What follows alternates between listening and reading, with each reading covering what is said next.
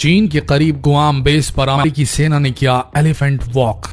क्या अफगानिस्तान और इराक जैसा होगा चीन का हाल? अमेरिका ने लिया अब तक का सबसे खतरनाक कदम। चीन से बहुत करीब अमेरिका बढ़ा रहा है अपनी सेना। लगातार चीन और अमेरिका का विवाद अब एक युद्ध का रूप लेता जा रहा है। अमेरिकी वायुसेना के बम वर्षक विमान, घातक ड्रोन और हेलीकॉप्टर्स गुआम बेस पर एलिफेंट वॉक करते नजर आ रहे हैं। ऐसा माना जा रहा है कि इस शक्ति प्रदर्शन के जरिए अमेरिका चीन को यह समझाना चाह रहा है कि कुछ भी गलत करने से पहले चीन 10 बार सोच ले। अमेरिका और चीन के बीच काफी लंबे समय से विवाद चल रहा है और यह विवाद कोरोना काल से शुरू हुआ है। अमेरिका और कई अन्य देश ये मानते हैं कि कोरोना वायरस चीन की उत्पत्ति है, लेकिन चीन इसे शुरू से नकारता आ रहा है। विवाद तब शुरू हुआ जब अमेरिकी राष्ट्रपति डोनाल्ड ट्रंप ने कोरोना वायरस को चीनी वायरस कहा था। इस बात से चीन के राष्ट्रपति काफी नाराज हुए थे और उन्होंने इसे चीनी वायरस कहने पर विरोध जताया था। डोनाल्ड ट्रंप अभी तक ये साबित नहीं कर पाए कि वायरस चीन से ही आया है, लेकिन डोनाल्ड ट्रंप इस वायरस को लगातार चीनी वायरस कहते आ रहे हैं। बस इसी बात से चीन और अमेरिका में लगातार तनाव बढ़ता जा रहा है। तनाव इतना बढ़ गया है कि दोनों देश एक दूसरे पे लगातार इल्जाम लगाते आ रहे हैं। अमेरिका का कहना है कि चीन ने यह वायरस अपनी लेबोरेटरी में बनाया है और पूरी दुनिया में इसे फैलाया है। इस तरह की तनातनी का माहौल चल ही रहा था कि यह खबर और निकल के आ रही कि चीन ने अभी अभी अपना परमाणु परीक्षण किया है और इस खबर से अमेरिका और अन्य देशों में खलबली का माहौल मच चुका है। इस खबर से अमेरिका ने कहा है, जब दुनिया के सारे देश चीनी कोरोना वायरस के चलते लाशें गिनने के दर्द में डूबे हुए हैं, तब अपने देश से कोरोना से पल्ला झाड़कर चीन न्यूक्लियर टेस्टिंग कर पूरी दुनिया को बताने में लगा है कि वो कितना ताकतवर है। जैसे ही यह खबर मिली कि चीन ने परमाणु परीक्षण किया है, अमेरिका ने इस झुंझलाहट में एक बड़ा कदम उठा लिया है।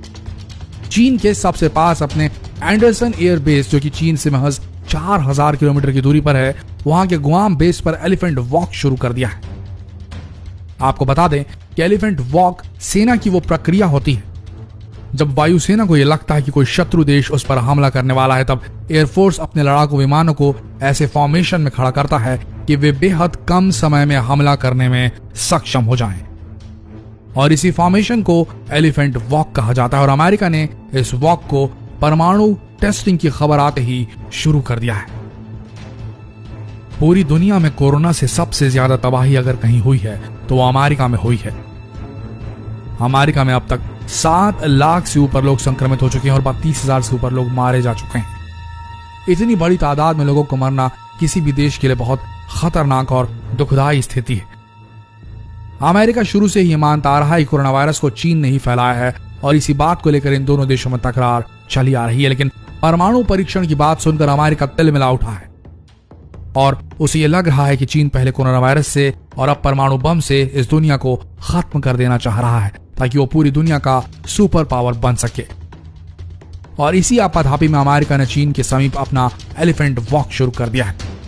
लेकिन अगर इन दोनों देशों में युद्ध शुरू होता है तो सिर्फ इन दोनों देशों को इससे नुकसान नहीं होगा, बल्कि इन दोनों देशों के सपोर्ट में अन्य देश भी खड़े हो जाएंगे, जिस कारण से तीसरा विश्व युद्ध होने की संभावना बढ़ जाएगी। चीन एक ऐसा देश है जो अपने बहुत से प्रोडक्ट्स बाकी अन्य देशों को एक्सपोर्ट करता है और बहुत से ऐसे देश हैं जो चीन के इन प्रोडक्ट्स पर निर्भर हैं। वहीं अमेरिका एक सुपर पावर देश है जिसकी करेंसी लगभग हर देशों में चलाई जाती है और इन दोनों शक्तिशाली देशों में युद्ध होता है अगर, तो दुनिया का क्या हाल होगा इसकी कल्पना करना मुश्किल है।